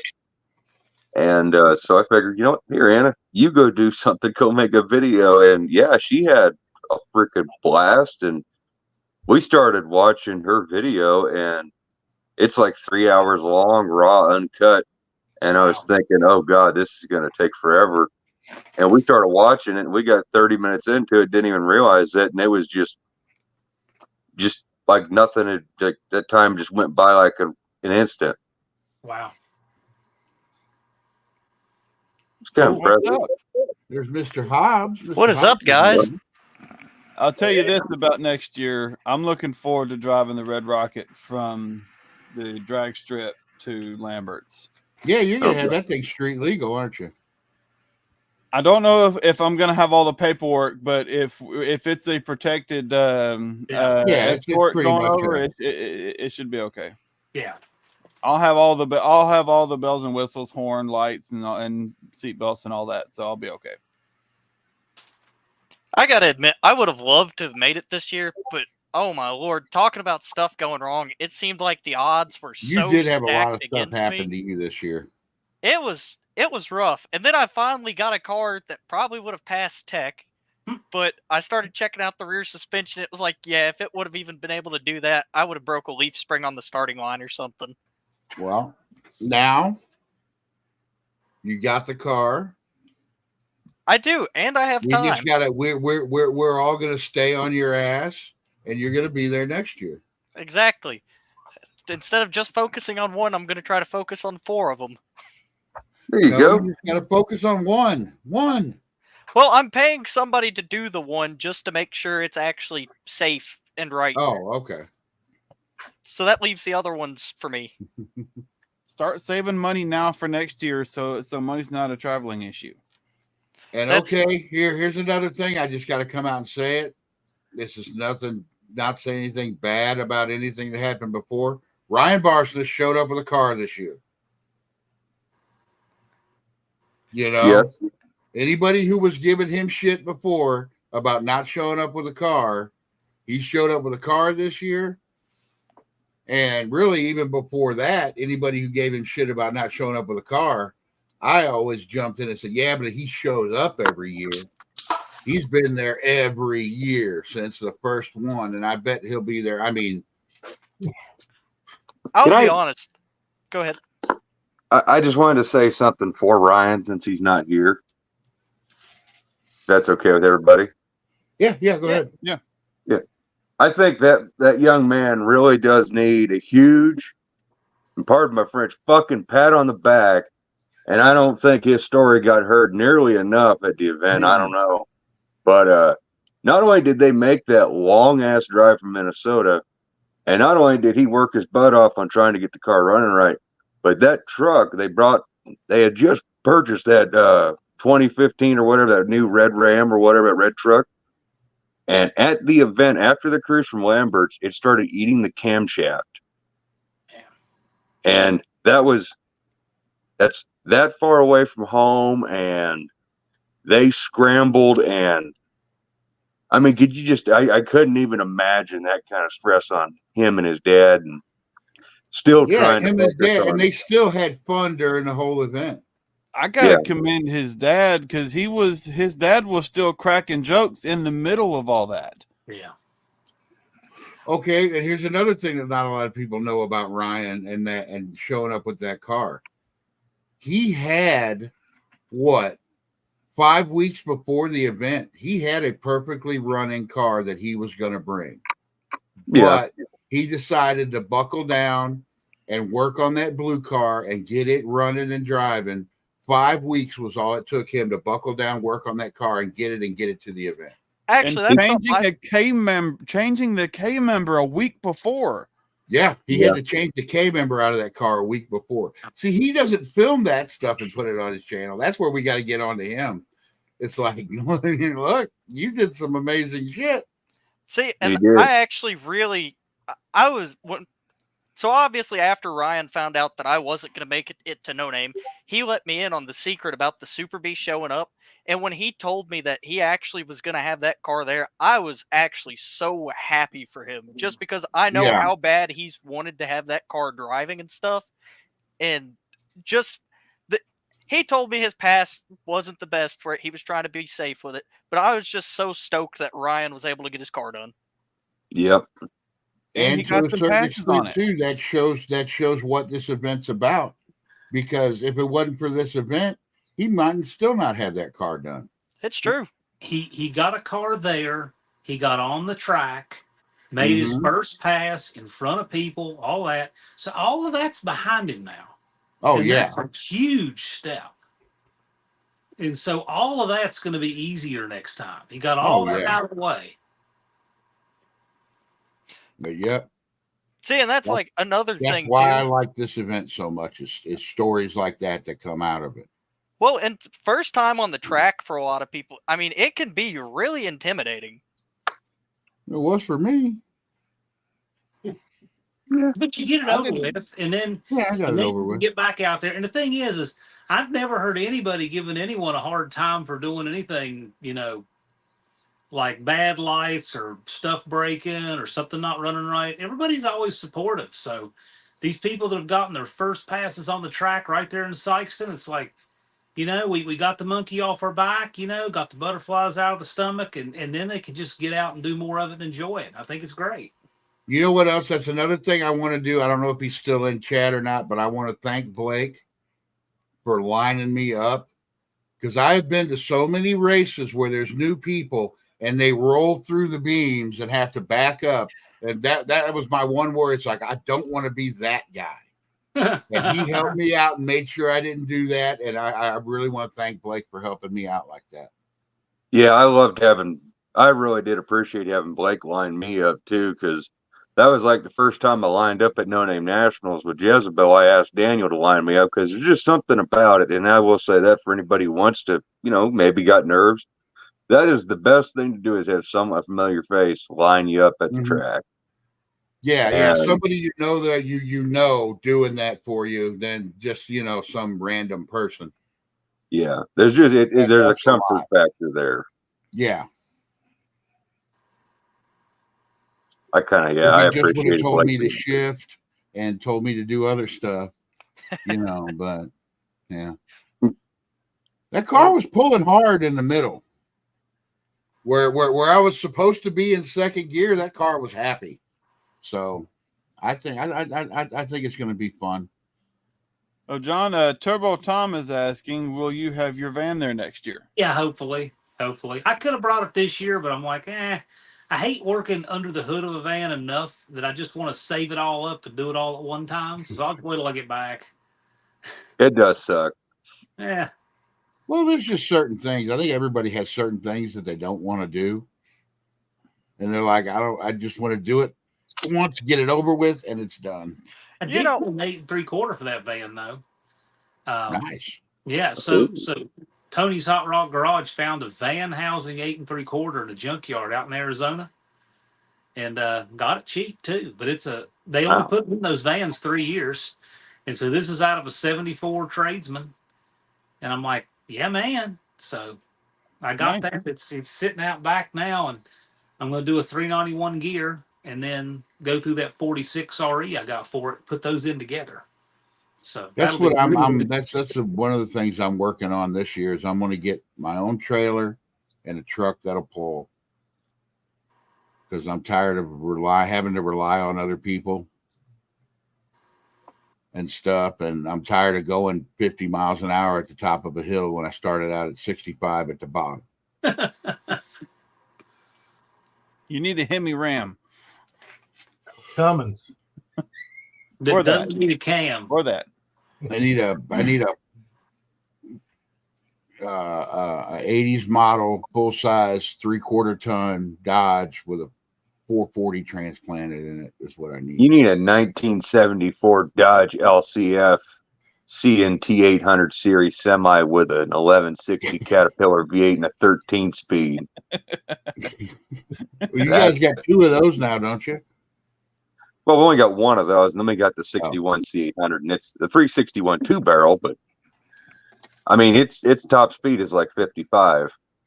Yeah. So you'd be 35 at the top. That's been my top speed going to No Name the last 2 years. Take that thing down the drag strip. That, and my mom and dad are looking for a bigger camper, so we're gonna have the No Name Nationals Taj Mahal over there next year. I bet my Cushman could beat that truck, Jed. Probably. Can you imagine seeing that going down the track? Oh. Seeing that massive truck go against the Cushman and the Cushman winning.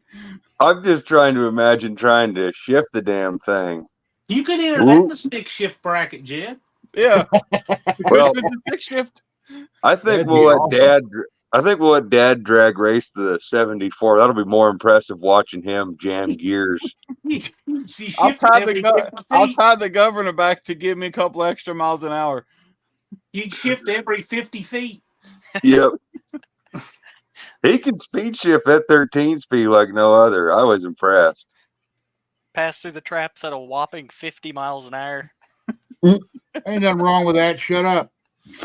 Monkey bikes did. That's what happens when you jam on the brakes too hard. That's what my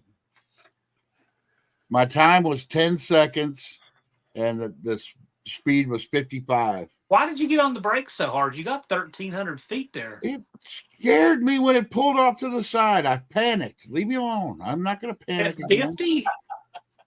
I was going faster than 50. Okay, you said 50. I just wondered. That's what I slowed down to when I went through when I smoked the brakes. I was on the brakes before the finish line. I was going to say, because at 50, you could pretty much just kick it in neutral, the parking brake, and it would stop well before the beach. Well, that's the thing. I looked at the time slip, and I'm like, I drove 55 miles an hour all the way here. I know I was going faster than that. Yeah. That was actually what I did. I don't know. I didn't even get to tell anybody about that, but when I was done with my pass in the CUDA, I thought I was going to bump it up into neutral. I forgot mine was a reverse manual valve body, and I bumped it into second. Right after the finish line, and I think that's when everybody thought I had a backfire or something. I don't know. Your brakes were grabbing, weren't they? My entire pass, I never went full throttle, and my brakes were locked on so hard that when I actually got it neutral, the car came to a dead stop. And my rotors were so hot that when I dumped water on it, it instantly evaporated. Yeah, my brakes were stuck on the entire pass. Yeah. How did the Barely CUDA do this year? Did you get any good passes on it? I only got to make one pass, and but the one pass basically told me everything I needed to know about the car. It's good. I ain't got to do a dang thing. It just needs some massaging. If I didn't have literally that car, it goes dead straight. I have to have no input to the car other than shift it and foot to the floor. So we're going to do some brake upgrades probably to it. But other than that, it went literally, I did no input on the steering and nothing else. The car does everything else. It's a purpose-built race car by someone else who knew what the hell they were doing. How does it do on tech? Because I've never been around when he's been teching that car. I'm just curious because I mean, there's a lot of skeleton being cut out of that car. Yeah, but I mean everything. The core structure of the car is actually really strong. It's been just strengthened up. The stuff that's been lightened are not important. The doors are not that structurally sound to the car when you have a 10-point roll cage. And when the subframe has been tied together with 2x4 rectangular tubing, I mean, the whole car has been built very stoutly. When it was built probably in the late 70s or early 80s, whenever it was built, it was a high-end machine, I imagine, and then it's just the years and years of wear and tear that made it kind of look the way it has. And then, of course, being a hand-me-down race car, as they happen, they don't typically, like, Sox and Martin's CUDA, after it gets done with 10 other guys, it's no longer Sox and Martin's CUDA. What did it run back in the day?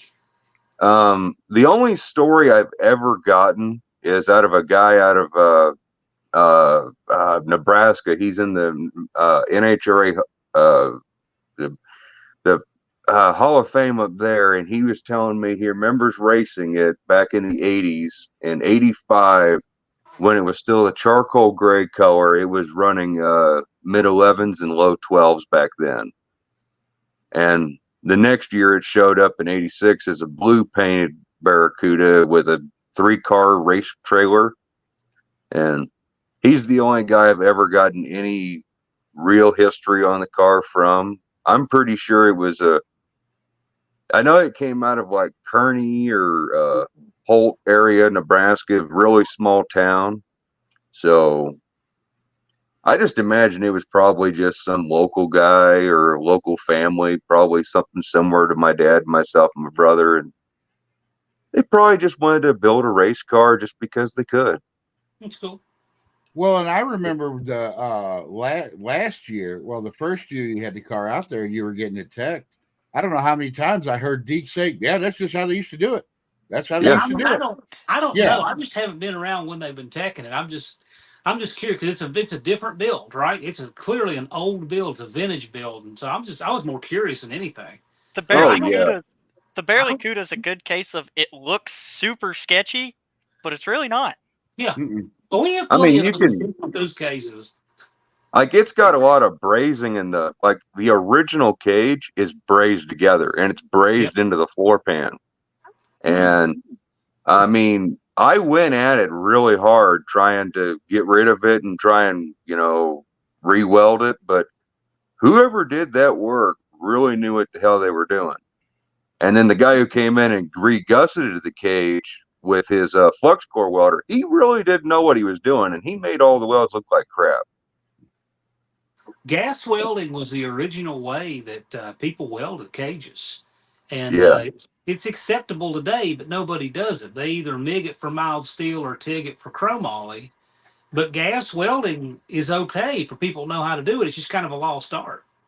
Yeah, the cage and I got tired actually of answering questions about, the CUDA, about how it was put together, because I got tired of everybody just looking at the cage and instantly calling it dangerous and junk. And in reality, I know how thick that wall tubing is. It's not like water pipe. That's real roll cage tubing, just like what's in Jezebel.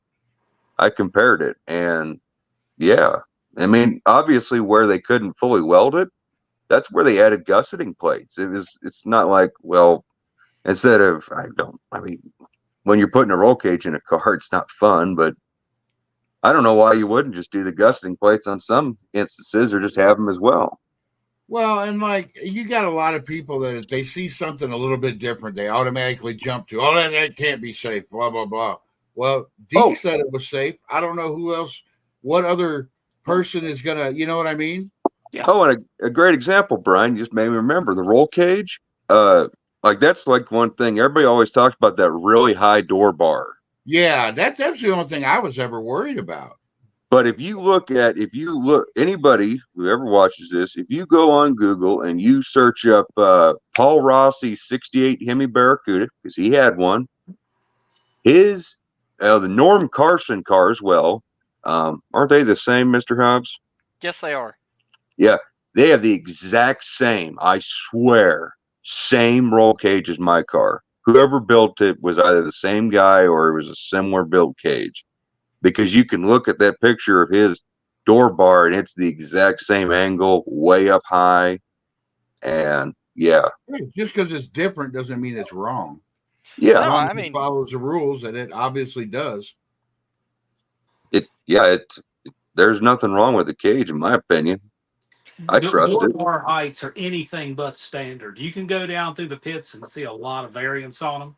I was just curious. I had never, I don't get to look at individual cars nearly as much as most people would think I do. Yeah. No. Well, you're always running around doing Yeah, I Yeah, ain't no I'm shit. everywhere. administrative stuff, and Usually, what I do is a few times during the day, I stop by and ask Deke, like, "Hey, is there any tech stuff? Just anybody I need to go talk with? Anybody got anything I need to fix? Anything like that?" And I catch up with him on that. And Barracuda's never come up, so I always just assume whatever they got it. But I've never Yeah. actually got to actually look at that car very closely. I know last year I was looking at it, about 10 feet away, but it's a neat car. It's clearly a vintage build, and there's a lot of that So- there. I was just curious. so I had one guy. I did have one guy who left. He had a smart ass remark when I was at Tech because he said, "That thing's pretty rough. I'll be surprised if it makes it through." And it's guys like that that really. I mean, I'm not mad. I mean, I get it. You got your fit and finish level quality.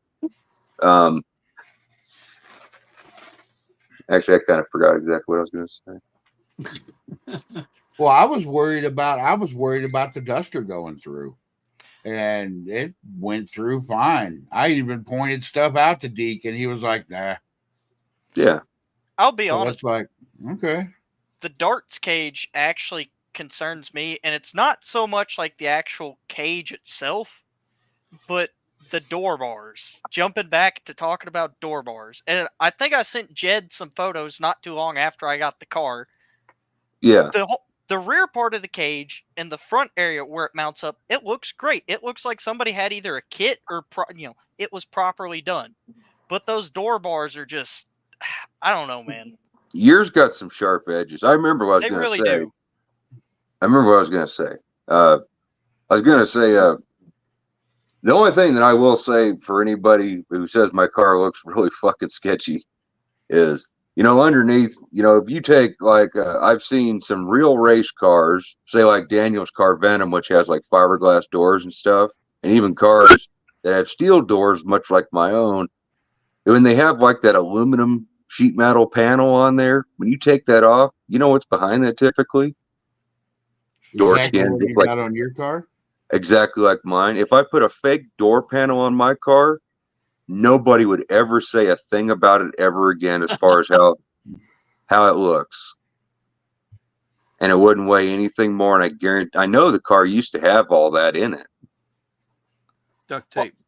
I'll Slider. throw a fun one up to get to talking about here. All right, another lost art on things. Acid dipping. Yeah. A car that's acid dipped, it looks like it's structurally safe. But if you actually get to mess around with the metal on a lot of those, how flexible everything is, it's crazy. Yeah. There are some things that scare us more about cars and tech and the drivers than others. I mean, there's a lot of things that don't concern us nearly as much on a 720 car or a 620 car as a 520 car. Mm-hmm. Because you can say, well, there's 1 second difference between 720 and 620, and there's 1 second between 620 and 520, but that's not how it works. It's an exponential effect. Yeah. There's a whole lot more difference between 620 and 520 than 620 and 720.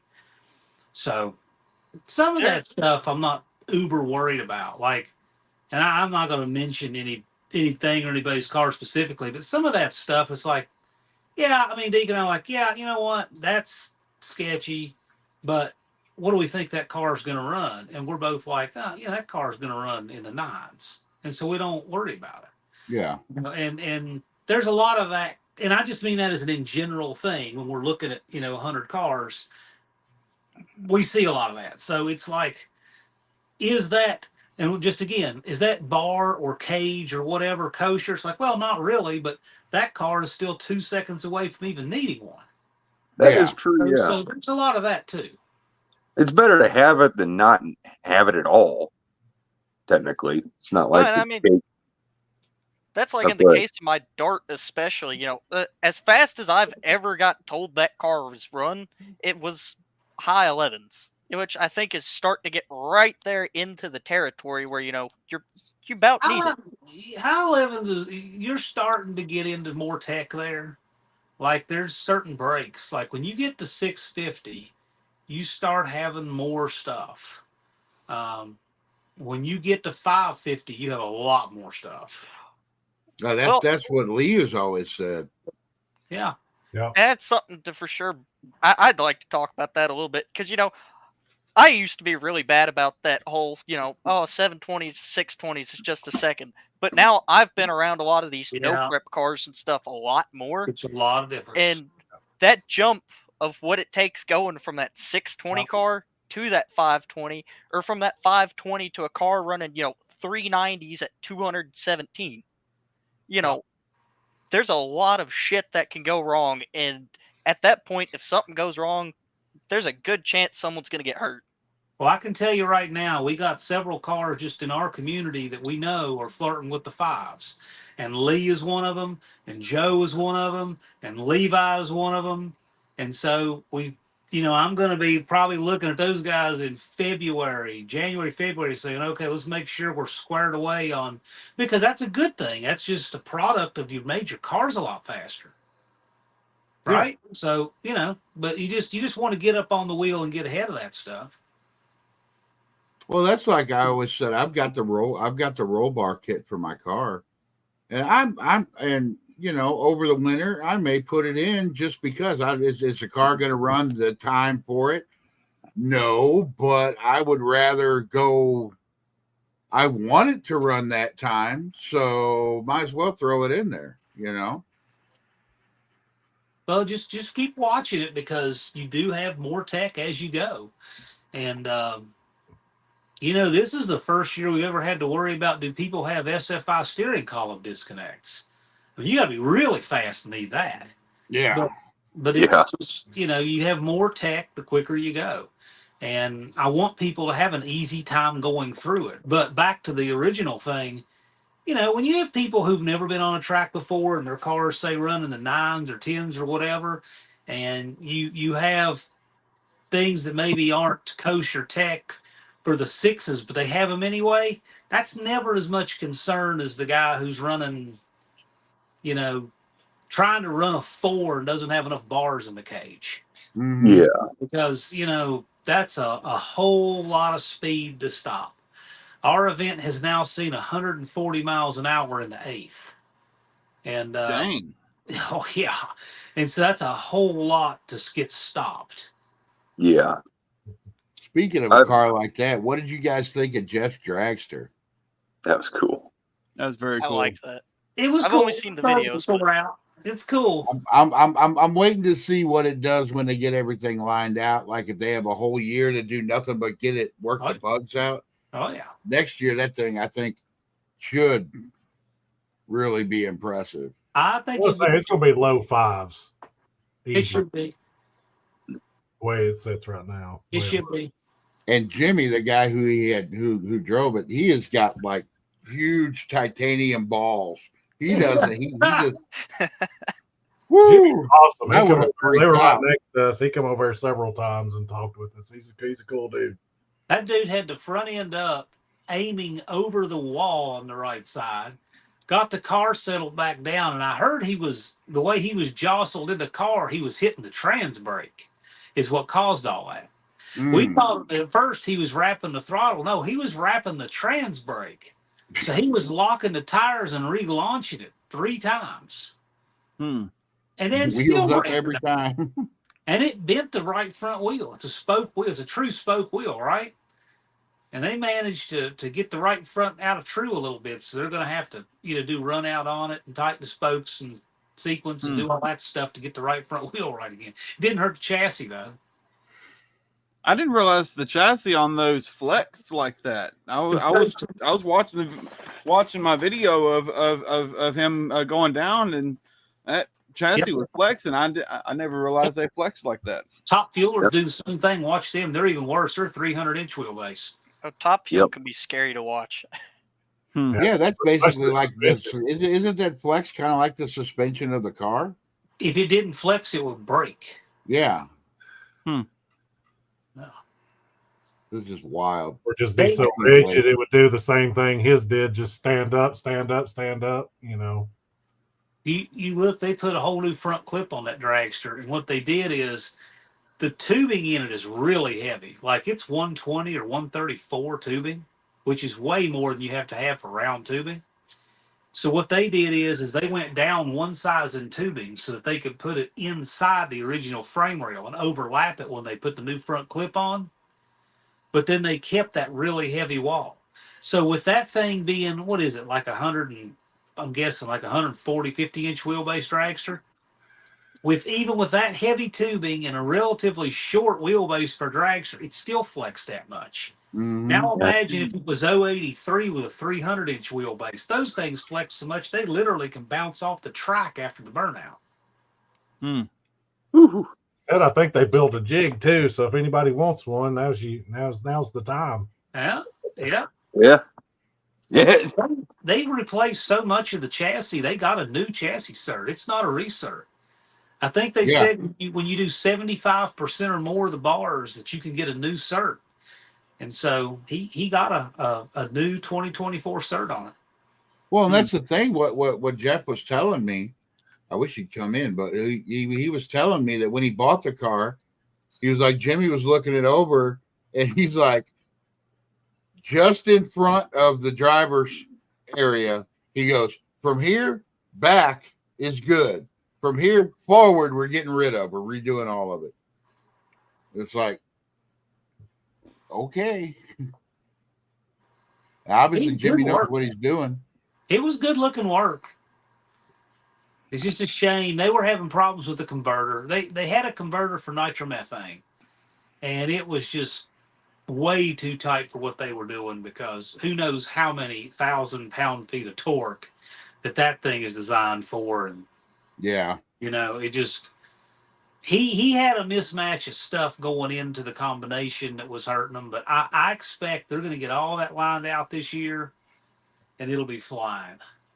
That's one of the things I worry about with my setup in the Duster is it is kind of a mismatch of different stuff. I mean, Jed got the car, and that's the engine that came in his Duster originally. He didn't know anything about it. I don't know anything about it. I went ahead and threw a tunnel ram on it. I kind of want to go through and change some stuff over the winter. I mean, all we have is stories from. Yeah. All we have is stories from Chris, the guy I got the Duster from, and the little bit of racing he did in California on him. But we don't know. I just gotta try to keep from going too deep now. I just okay, these certain things I want to change and certain things I want to know about, but I don't want to go into building a whole new motor, Brian, I'm going through the same thing with my 340 right now, which I haven't even taken the car to the track once. Like I said, I mean, I need to get that rear suspension fixed before anything. But I don't know. At this moment, I feel like I'm kind of underwhelmed with the car because it's running on 112 race gas. And, we're figuring it's maybe a mid-sevens car at best. And I know to some people that's like, oh, that's not bad. But at the same time, I knew a 340 stick Duster that it was running mid-sevens. It was pump gas and full interior. Meanwhile, I'm over here, the thing's gutted and everything. You really just need to do what I'm doing with it is I'm trying to get this this car just ready to where it's safe to go down the track, and I'm going to get a couple of runs on it before this year, so I know where I'm at, and then just work on it a little bit at a time. And That's the goal, and that's cars kind of go why in I'm glad stages. I've got a while before the next no name. He'll get here quick. But we're further ahead than we have been previously. This is bonus time. Yeah, when there's no number. I don't know. I feel like the car's got untouched potential, and I feel like there's somewhere in the combo that just isn't working as it needs to be. Sometimes you get that feeling, and you just got to find it. I was very surprised because I wasn't paying attention, and it dawned on me the other day that car's still running on dual points. Cool. Oh, that's not a bad thing. It just really caught me off guard. When I broke my 18 spline, I was running on dual points, technically. So anybody wants to say points aren't a good form of ignition. I don't know, dude. Good for a long time. Points can be pretty reliable. You might have to get in there with some sandpaper and clean them up, but that's better than when your MSD box takes a shit and you got to replace the whole thing. Yeah, I'd rather fix something with sandpaper than have to replace a whole MSD box. Dude, that has been a crazy common problem I've heard about here lately. Is MSD boxes going bad? Been a problem for 30 years. I don't know anybody who's run one a long time that doesn't have a second one in the car. I think my ignition box is starting to take a shit. The weirdest thing, and I don't know why, but when we were first getting that car, even now when I go to start it, it'll crank, and I stop, and I got to hit it 2 or 3 times, and it'll just fire off. But I tested this over and over again because I thought it was a fluke. But we had a test light hooked up to a ground, and I would touch it to the positive post on the coil to see if it was getting spark. And I'd be cranking and cranking. Somebody, or I had my trigger, or somebody be in the car cranking and cranking. And when I touched that, as soon as I touched that ground, that positive thing out, the car would fire up. The test light would light up and the car would fire up. And at first, that was the only way to get the thing started, was to sit there and hit that with the test light and it'd fire right up. I don't know if it wasn't getting full 12 volts to the box and jumping that was doing something. I don't know. But it was the weirdest thing. And I tried to explain it to a couple people, and they have no clue what would cause that.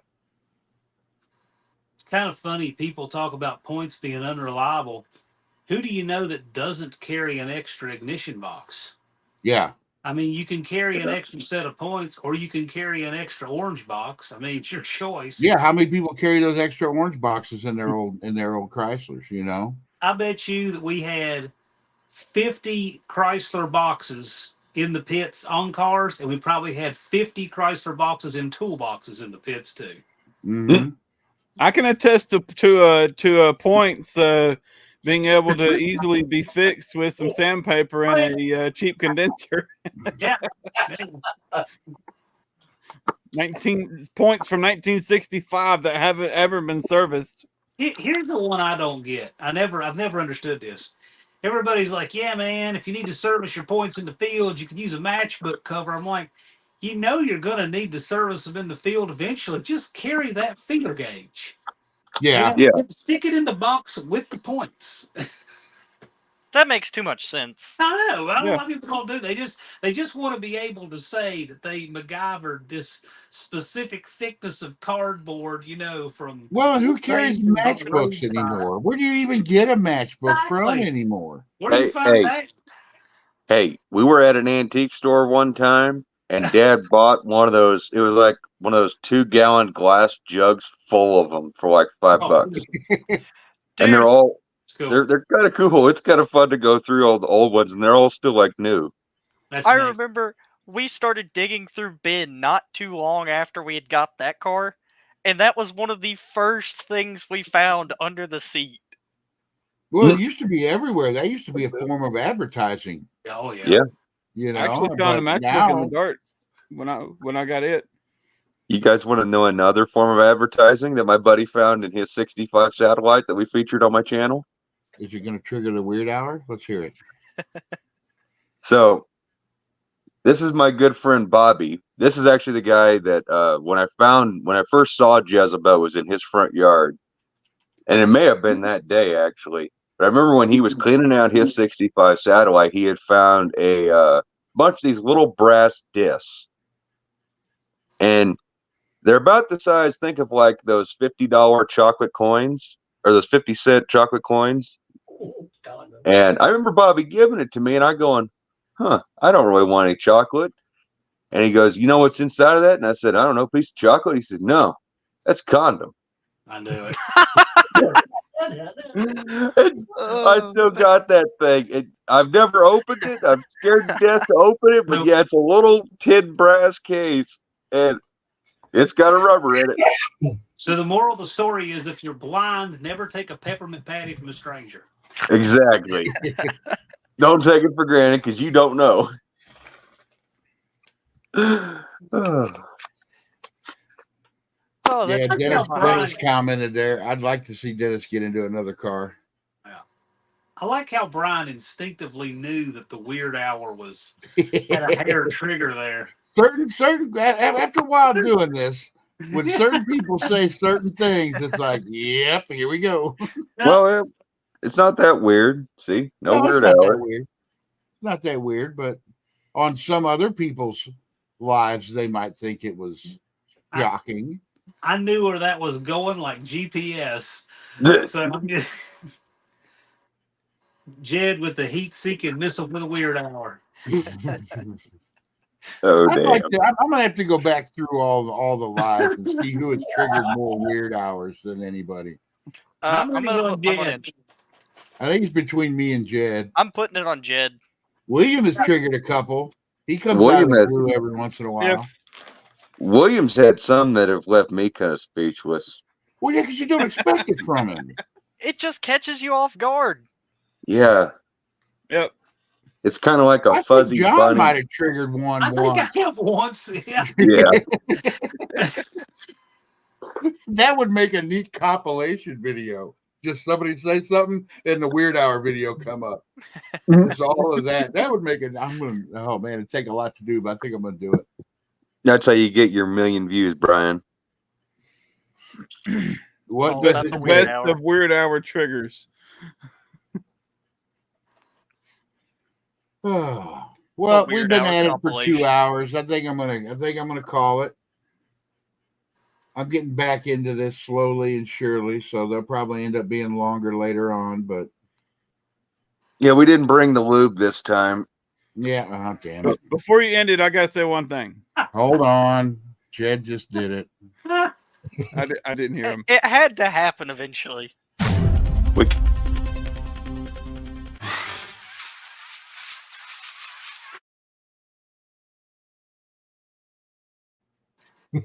Yeah, we can't go in and dry all night, guys. Come on now. I got to say one thing, Jed. Yes, William. If I get the Red Rocket done and ready to go down the track, I wanna put the Red Rocket up against Hookers and Blow. Oh, okay. Thank God. Oh, I thought. Still, that sentence taken out of context. Riding the Red Rocket against Hookers and Blow. That whole sentence taken out of context would. I thought he was going to ask me. People. I thought he was going to fucking ask me to ride his Red Rocket. God, that's all I was going with. I'll give everybody a ride on my Have Rocket next year. Well, anyway. So yeah, we're gonna end this now. Derailment's been a blast. Yeah. Have a good night. Nightmares. Thanks everybody for coming out. I'm glad you showed up. I'm gonna be doing more. I'm coming back from my my hiatus, my YouTube hiatus. So we'll see y'all later. Boyster. We'll see you. Been fun. Yep. Later.